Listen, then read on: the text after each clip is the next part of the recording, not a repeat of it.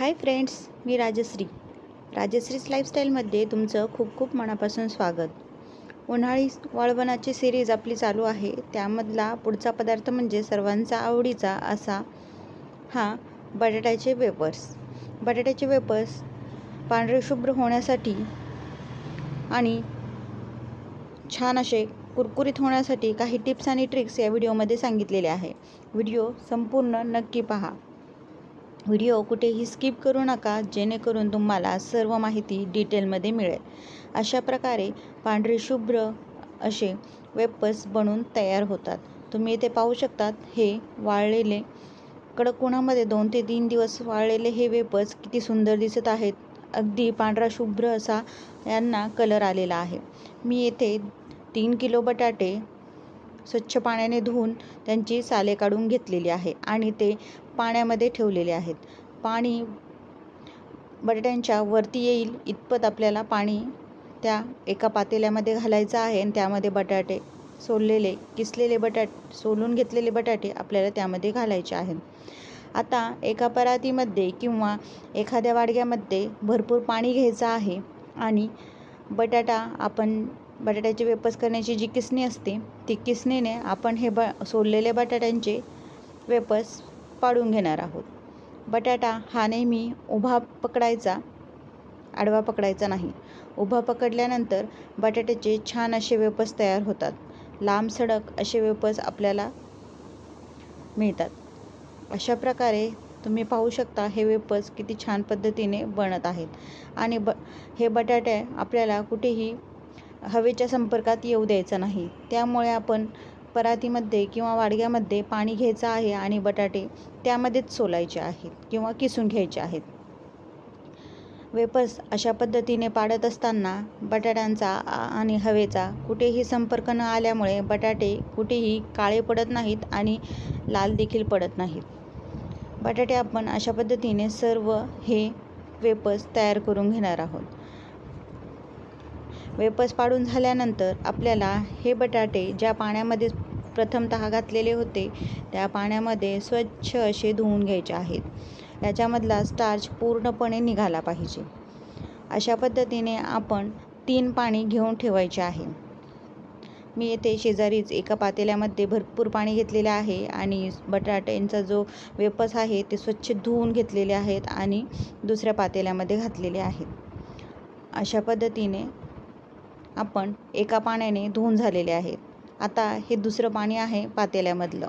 या दुसऱ्या पाण्यामध्ये देखील आपण बटाटे स्वच्छ असे खळखळून धुवून घ्यायचे आहेत. बटाट्यांच्या वेपर्सला कुठेही स्टार्च राहता कामा नये. त्यामुळे थोडंसं इथे मेहनत लागेल, पण वेळ लागेल आणि बटाटे आपले स्वच्छ धुवून येतील. तिथे कुठेही स्टार्च राहता कामा नये. अशा पद्धतीने तुम्ही इथे पाहू शकता, 2 पाण्याने बटाटे स्वच्छ धुवून झालेले आहे आणि 5 मिनिटे त्याच पाण्यामध्ये मी ते ठेवलेले होते.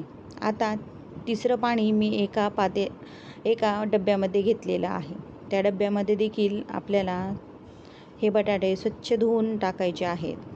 बटाट्यांचे वेपर्स हे स्वच्छ धुतल्यानंतरच आपण यामध्ये घालायचे आहे आणि थोडेसे असे पाणी निथळूनच आपण हे तिसऱ्या पाण्यामध्ये बटाट्यांचे वेपर्स घालणार आहोत. अशा पद्धतीने वेपर्स जर आपण बनवले तर आपले वेपर्स कधीही काळे पडत नाहीत, लाल देखील पडत नाही आणि सुकवताना देखील अगदी पांढरे शुभ्र असे आपल्याला वेपर्स बनवून मिळतात. अशा पद्धतीने सर्व आपण हे 3 पाण्याने बटाटे धुवून घेतलेले आहे. आता चौथ्या पाण्यामध्ये मी तुरटी घेतलेली आहे. ती तुरटी मी थोडीशी कुटून घेतलेली आहे आणि ती पावडर करून घेतलेली आहे. ती 1 चमचा पावडर आपण एका मोठ्या पातेल्यामध्ये 3 ते 4 लिटर पाणी घेतलेलं आहे. त्यामध्ये 1 चमचा ही तुरटी घातलेली आहे. तुरटी छान या पाण्यामध्ये विरघळून घ्यायची आहे. ही तुरटी विरघळत असताना आपण गॅसवर एका साईडला मोठ्या पातेल्यामध्ये पाणी गरम करायला ठेवलेलं आहे. आता तुम्ही इथे पाहू शकता, तिसऱ्या पाण्यामध्ये देखील मी वेपर्स छान असे स्वच्छ धुवून घेत आहे, जेणेकरून थोडा देखील स्टार्च जर बटाट्यांना राहिला असेल तर तो निघून जाईल. आता तुरटी विरघळलेल्या पाण्यामध्ये, ज्या पाण्यामध्ये आपण तुरटी विरघळून घेतलेली होती त्या पाण्यामध्ये हे वेपर्स आपण टाकून घेणार आहोत. हे आहे आपलं चौथं पाणी. ह्या चौथ्या पाण्यामध्ये आपण वेपर्स छान अशा पद्धतीने निथळून घेऊन त्यामध्ये घालायचे आहे. वेपर्सचा आणि हवेचा संपर्क येऊ द्यायचा नाही. वेपर्स ताबडतोब आपल्याला एका भांड्यातून दुसऱ्या भांड्यामध्ये टाकायचे आहेत आणि वेपर्स बुडेल इतपत पाणी आपण ह्या पातेल्यामध्ये घ्यायचं आहे. अशा पद्धतीने आपण पुन्हा एकदा हे वेपर्स चौथ्या पाण्यामध्ये देखील स्वच्छ असे धुवून घेणार आहोत आणि याच पाण्यामध्ये आपण हे वेपर्स थोड्या काळासाठी ठेवून देणार आहोत. 10 ते 15 मिनिटानंतर आपण हे वेपर्स तसेच ठेवून देणार आहोत. आता तुम्ही इथे पाहू शकता, इथे अजिबात फेस आलेला नाही आणि पाणी देखील किती स्वच्छ अगदी नितळ पाणी दिसत आहे. याचा अर्थ आपल्या बटाट्यांमध्ये कुठेही स्टार्च राहिलेलं नाही आणि आपले बटाटे देखील वेपर्स बनवण्यासाठी तयार झालेले आहेत.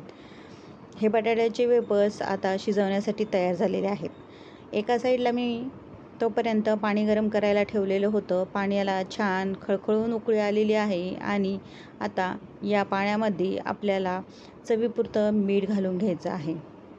वेपर्सला मीठ थोडंसं बेतानेच घालायचं. जर वेपर्सला मीठ जास्त झालं तर आपले वेपर्स खारट लागतील, तळल्यानंतर थोडेसे खारट लागतील. त्यामुळे आपण येथे वेपर्सला बेतानेच थोडंसं मीठ घालायचं आहे. येथे मी मीठ 2 चमचे घालून घेतलेलं आहे आणि पाण्याला आपण छान अशी उकळी येऊ द्यायची आहे. त्याच पाण्यामध्ये मी 1 चमचा तुरटी घालून घेतलेली आहे. जी तुरटीची पावडर आपण बनवून घेतलेली आहे तीच तुरटीची पावडर आपण यामध्ये घालणार आहोत. हे तुरटी आणि मीठ छान अशा पद्धतीने पाण्यामध्ये आपल्याला वितळून घ्यायचं आहे, मिक्स करून घ्यायचं आहे. अशा पद्धतीने हे एका डावाच्या साहाय्याने किंवा जाळीच्या साहाय्याने आपण ही कृती करू शकता. अशा पद्धतीने आपण हे पाणी गरम करून घेतलेले आहे. याला छान अशी उकळी आता येत आहे. पाण्याला उकळी येत आहे तोपर्यंत जर तुम्ही अजूनही आपल्या चॅनलला सबस्क्राईब केलं नसेल तर चॅनलला सबस्क्राईब करून घ्या आणि शेजारील बेल आयकॉन दाबायलाही विसरू नका, जेणेकरून मी जे नवीन व्हिडिओ टाकेल त्याचे नोटिफिकेशन तुम्हाला लगेच मिळेल. आणि व्हिडिओ आवडत असतील तर व्हिडिओला लाईक करायला देखील विसरू नका. तुम्ही देखील अशा प्रकारे वेपर्स बनवून पहा आणि वेपर्स कसे बनतात ते मला कमेंटद्वारे नक्की सांगा. आता आपल्या पाण्याला छान उकळी आलेली आहे. आता यामध्ये आपण चौथ्या पाण्यामध्ये जे वेपर्स भिजू घातलेले होते ते वेपर्स आता आपण या पाण्यामध्ये घालणार आहोत. पाण्याचं टेम्परेचर आता जरा कमी होते कारण आपण थंड पाण्यातून गरम पाण्यामध्ये वेपर्स टाकतो, त्यामुळे हे तापमान थोडंसं कमी होतं. या वेळेला आपण गॅस फुलच राहू द्यायचा आहे. फुल गॅसवर जर आपण हे वेपर्स टाकले तर वेपर्स काळे पडत नाहीत. जर तुम्ही येथे गॅस मंद केला तर पाण्याचं टेम्परेचरही कमी होतं आणि त्यामुळे वेपर्स आपले व्यवस्थित शिजत नाहीत आणि न शिजल्यामुळे देखील आपले वेपर्स हे काळे पडू शकतात. आता तुम्ही येथे पाहू शकता, मीठ आणि तुरटी घातलेल्या गरम खळखळत्या पाण्यामध्ये आपण हे वेपर्स घालून घेतलेले आहे. आता वेपर्सला 2 ते 3 मिनटं तसंच राहू द्यायचं आहे आणि त्यानंतर एका झाऱ्याच्या साहाय्याने किंवा एका डावाच्या साहाय्याने तुम्ही हे वेपर्स थोडेसे हलवून घ्यायचे आहे. थोडे हलवल्यानंतर हे सर्व आपल्याला 5 ते 7 मिनटं हे शिजवून घ्यायचे आहेत. 5 ते 7 मिनटानंतर तुम्ही येथे पाहू शकता आपला बटाटा हा जो वेपर्स आहे तो थोडासा ट्रान्सपरंट दिसायला लागलेला आहे.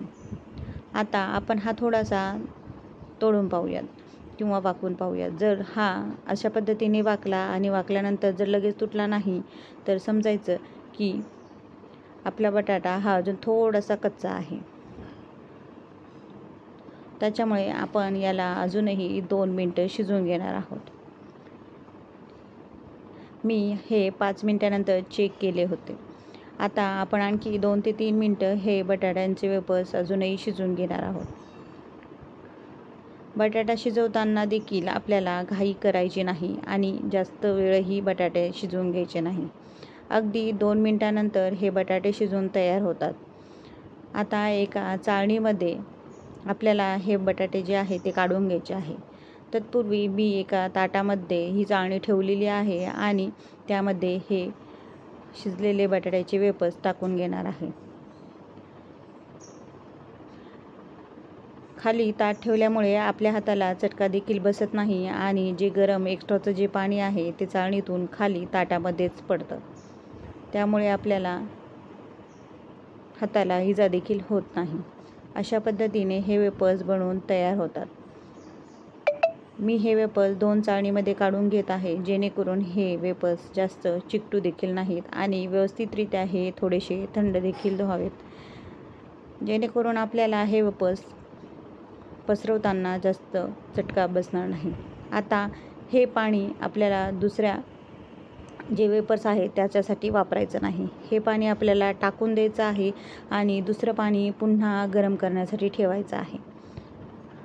आपले शिल्लक राहिलेले जे वेफर्स आहे ते आपण यामध्ये टाकणार आहोत. तुम्ही इथे पाहू शकता बाकीचे जे वेफर्स होते ते 4 पाण्याने धुवून मी 4थ्या पाण्यामध्ये तुरटी घालून हे वेफर्स पुन्हा एकदा या पाण्यामध्ये ठेवलेले आहेत.